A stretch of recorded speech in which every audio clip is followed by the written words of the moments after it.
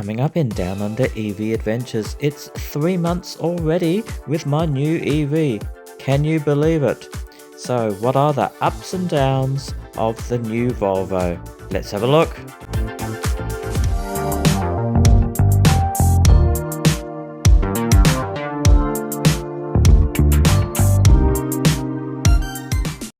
Welcome back to Down Under EV Adventures, everyone, and 3 months has gone by in a flash, so it's time to do the review of my new EV. So I've had the Volvo XC40 since late May, so I've been filming this over the last couple of days so I can give everyone the lowdown on how the XC40 is going. So a little bit of a spoiler alert, I have to say so far I'm really enjoying the car and it's proving to be a great car. Now, as you know, I've been on holidays recently and I've taken the car on a long trip, and I still haven't actually got around to finishing that video. I'm still putting that one together because I have a lot of footage, but I had a really fantastic time up there, and I think that trip on its own just proved how great this car has been for me so far. So I can't wait to share all the wonderful places I went with the Volvo. But anyway, on to today's review, and we'll start with the odometer reading. Now, for those of you who don't know, I did buy this as a demo model, and we're up to 17,999 kilometers, so almost bang on 18,000 kilometers. So I've done about 8,000 kilometers in those 3 months, and a fair whack of them was done recently on that trip. Now, like most of my reviews, you can go ahead and choose whatever chapter you like, but let's start in me in real time doing the exterior highlights. So if we start with the exterior, it's fair to say it's one of the more conservative EVs out there. So it's definitely not got the lines that you sometimes associate with the newer Chinese brands. You know, if you're after a more conservative looking car, then perhaps this car could also be for you. Now, having said that, I think in recent years they've managed to create quite a good look for their cars, and they're a far cry from, you know, the 70s 80s sort of boxy looking cars. So they've still got elements of that, but they've got, I guess, some nice Scandinavian design. So they've incorporated a few curves and angles into their design, and I think they've managed to create some quite nice cars, which, as I've said in the previous episodes, can be quite hard for a car company to do these days in a generic world. So I think the wheels look great, no painted brake calipers, so it's a little bit unassuming. So I think the lights do look great on this car, and I'll show you the lights at night time later on. Are they as good as the BYD, the lights? Well, we'll have a look when we do the nighttime one, but there's still a great design, that Hammer of Thor headlights, and I do love the Volvo logo there. I've always loved it. I think it looks really good with that line going through there. We've got a nice sunny morning here in Kalgoorlie while I'm doing this. We've had quite a bit of rain the last few weeks. Do like these nice big lights here, which look quite stunning at night time. Now, there's not much to show really that it's an EV. You really wouldn't know unless you look closely. Now, that's partly due to the fact that this wasn't an EV designed ground up. It's quite unassuming, a bit of a sleeper, I guess. People wouldn't know that it's an EV in traffic, generally speaking. You've got the XC40 badge, of course. Over here, the Recharge twin badge. And apart from that, the only other thing that sort of might give it away is this Recharge badge on the side, which looks quite nice, but you can't really see it because it's black. You'd be hard pressed to tell that this was an EV in traffic, which, you know, you could quite surprise everyone as you pull away from the lights. It does have a black roof, which I guess does look okay, although you can see the dirt is showing up in it. My car does need a clean. I'm not sure that black roofs are really a good idea though in Australia, and it might look good aesthetically, but it's not really ideal.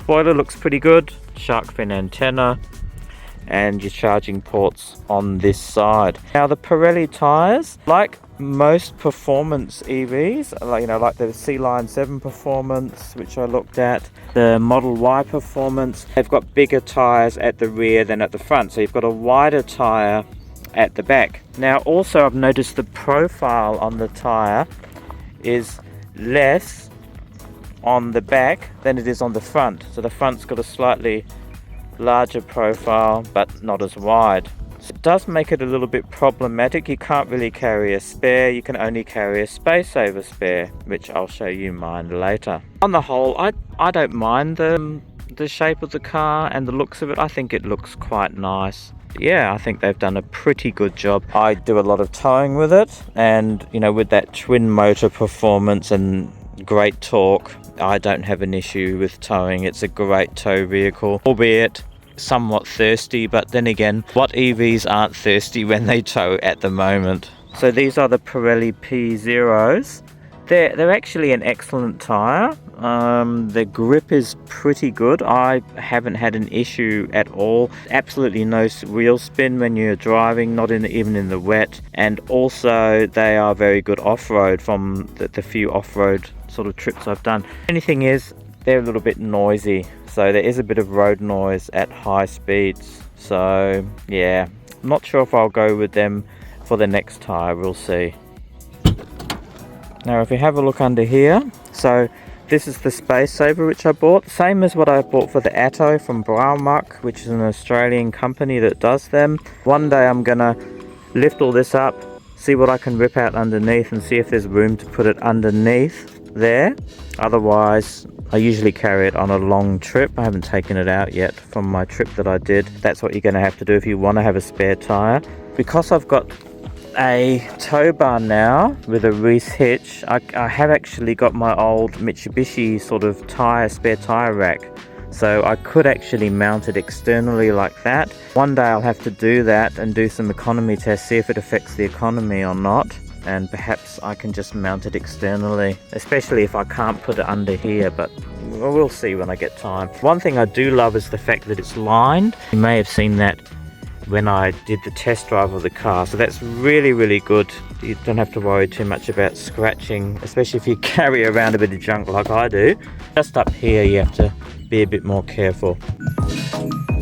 And of course it's got the two buttons up here, one to close and one to lock, which is really good.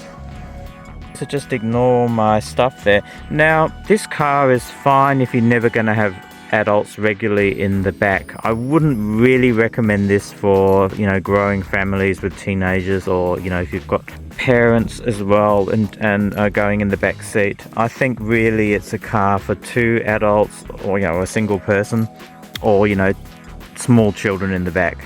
Because although it's fine when I've sat in here, I don't think long term or for regular trips, you know, a long trip, you're really going to want to have, you know, tall lanky people there in the back. Just bear that in mind. You're probably going to want to go up a class of vehicle. Space is really at a premium for you. Now this great lining continues on the side here with these side door bins, which are quite large. Plenty of room there.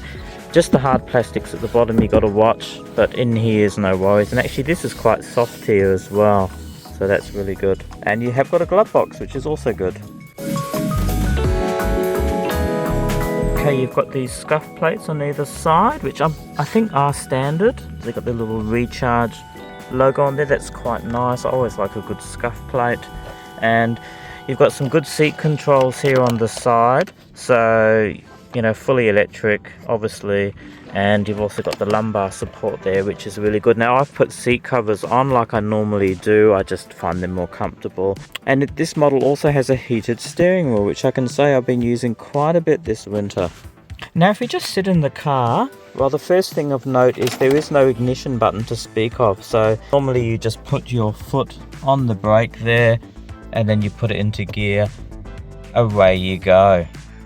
If you stick it into reverse, you've got the reverse cameras, which I confess are not as good as on the BYD, but they're still pretty good. They sometimes show up this red dirt as quite orange, so I think there's a bit of a little glitch there with the, you know, with the software or how it's interpreting the sort of images that it gets. But nevertheless, it's not bad. You can have a front camera as well, a rear camera, and a side camera which is facing down, so that's useful for curbs. Now obviously you can see it's a much smaller screen, and yes, I do miss having a bigger screen like on the Atto, That being said, I'm not someone for watching videos, doing karaoke and all that stuff on the screen, so for me this is more than adequate and fine. And one thing I will say is the interface is quite quick when you're working on it. Now this button here is for the settings, and you can see these are the settings that you can change. You know, you can obviously go in and do driving things. The big thing I love on this particular model is this lane keeping can be disabled permanently. It won't keep resetting for each ignition event. That is really, really good. Perhaps on later models they might have changed that, but I'm certainly enjoying that. And you know, that's probably another big plus about this car, that it's not a bingy bongy car. It's a quiet car to drive and very refined, much like the Polestars. You can see here, these are the warnings that come up. Because I've got a trailer attached, you have a couple of warnings which come up. Now this is the one which was repeat showing on the dash cluster here before I had the software looked at. So blind spot and the rear park assist, you have to disable them, and then you're right then to drive. You've got your maps here and your maps there, and of course when you put it into drive. Now if you stick it into reverse, the maps will disappear on there and the reversing camera will come on. Now you'll notice that I've got here my GPS. Now I've mentioned this in the past, unfortunately my eyesight is not as good as it used to be. Text is a lot easier to read, so like a folded, not just this car but many EVs, the text is just a wee bit small. So you can see there the percentage can be a little bit hard to read, but I do like the fact that you've got some analog stuff there as well. Now things that I dislike, well, to be honest, I missed the ignition button. I would like to be able to easily turn off the car. You can actually turn it off here in the controls. So if you go to controls here, you have to scroll down the bottom here. You can see power off vehicle. You can actually then power off the car. It's only a little thing, but you know, I would prefer. But there's been times when I'm just stopped somewhere and I don't need the car on, and it's just needlessly using power, which is stupid. And then the opposite is true. You get out of the car, so the moment you get off the seat, okay, then the power is off, the car is off, which means things like lights, checking lights, you can't do on your own. You can't leave the car, the aircon running, for example. So little things like that. So these warnings which I just disabled for the trailer, when I get back into the car I'll have to re-disable them. So I like having an ignition switch. I don't see what the big deal is not to have one. It's useful. I haven't found a way to circumvent those issues at this stage. Maybe later on I will find something that I can do. Okay, last little things. The phone charger under my wet wipes here, which I don't use. I've got a couple of USB-Cs. I prefer to charge my phone off that. Your 12 volt. Now you might be wondering, what the hell's this wire doing here? And there's another wire here, of course. Now this is for the GPS, okay, which I can't do much about. This one is for my dash cams. Now I did want to have some hardwired dash cams put in. I don't know why I didn't. When I bought the car I should have had it done then. I can get it done at a later date. The service department can do that, so I will get that done. But in the meantime I did have my Garmin's left over from the Atto, so they're getting a bit more usage there. I've got one at the front, one at the back, and they just run off the USB-C here, so I just plug them in. Okay, you've got a Harman Kardon sound system, which for me is more than adequate. Perhaps audiophiles might not think it's that great, but for me it's more than adequate. And I do love the fact that we've got a shade here over the sunroof, and to open it, it's just this nifty little slide there of your finger to open it up. And to open the actual sunroof itself, you do the same. So a second one, and away it goes. So pretty nifty little thing. Not that I really use a sunroof that much, but they've done it well here. They've incorporated it in nicely, and I do love the fact that they, just like the Atto 3, they've included a shade part of it so that you don't have that hot Australian sun shining into your car.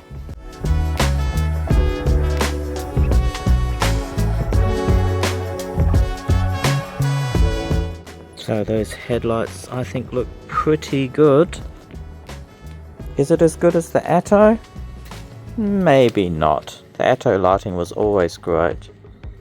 I do love these puddle lamps though, which are on every door, which is really good.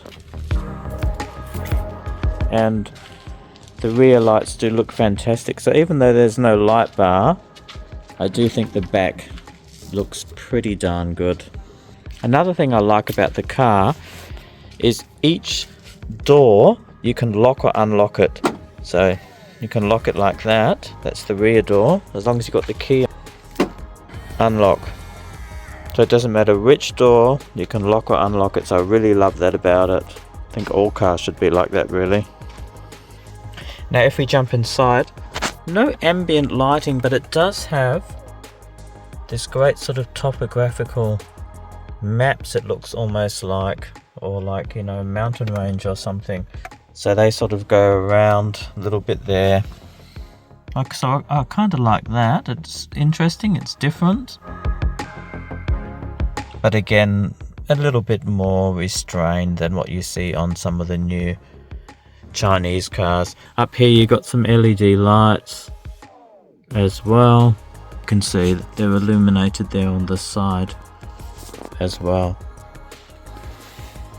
And then at night time the map display goes to like a nighttime mode. Yeah, so that's the internal lighting. Not as funky and out there as the Atto, but it's more than adequate. So some of those lighting elements look pretty good, and the car does look very striking, definitely from the rear. Now I also did film the front, so let's have a look at that. Now unlike the Atto, it's just one pull on that to open up the frunk. Okay, and you've got hydraulic struts to open it. You've got a little cover here, and that's where I keep my Type 2 to Type 2 cable. So that's useful to have. I might fill up my water while I'm here. I haven't done that for a while. But yeah, nice little frunk there. Okay, let's do a little bit of a summary here. So the XC40 Recharge Twin is a bit of a pocket rocket of a car. So the twin motors produce 300 kilowatts of power. Now I haven't done any acceleration tests today or shown any of it, but it can do 0 to 100 in 4.8 seconds, and yeah, even with a trailer on, it can pretty much do faster than what the Atto did. So yeah, it's definitely got some performance there. So not as quick as the BYD C-Line 7 or the Tesla Y performance, but it's certainly quick off the mark. Now other things I'll mention of note. Now firstly, I didn't get to everything obviously on the car today, so you'll have to look out for some more future reviews to get all the features, because there's just too many and I don't want this video to be way longer than it should be. So putting the performance aside, I've already mentioned that it's an excellent tow vehicle. I do enjoy the fact that it's a reasonably refined car, which I also mentioned. So if you don't want a bingy bongy car, this car may also interest you. Space wise, well, it's an improvement over the Atto for us, but as I also mentioned earlier on in the video, it's probably not a car which is going to suit a larger family. You probably need to go up a class of vehicle, but definitely for smaller families, couples and so on, yeah, have a look at this car. Definitely put it on your list to test drive. And finally, the software interface has been done nicely, and it's got a lot of little quirky features, many of which I actually didn't get to in this video, but I will definitely include in future episodes. Now it would be remiss of me not to mention economy statistics before I do the sign off. So around the city, suburbs, when I have used this car, I've only done that a few times, but I'm getting around that 20 kilowatt hours per 100, so pretty close to what the manufacturer's claims are. And you've already seen some economy that I've done on a long trip as well, so that's all pretty good. Around town where I am, I'm obviously doing a lot of towing. You know, that's probably 95% of my driving, and that's obviously a lot higher. But I'm making great use of our rooftop solar. Anyway, that's it for my 3-monthly review for the new Volvo XC40. Thank you so much for sticking around for this reasonably long episode again. I really appreciate it. And you know, as usual, I like to say to take care on the roads. Please don't become a statistic, because I think it would be just a waste. Okay, we'll leave you with Zoe.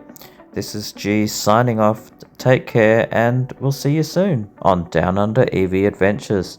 Bye for now.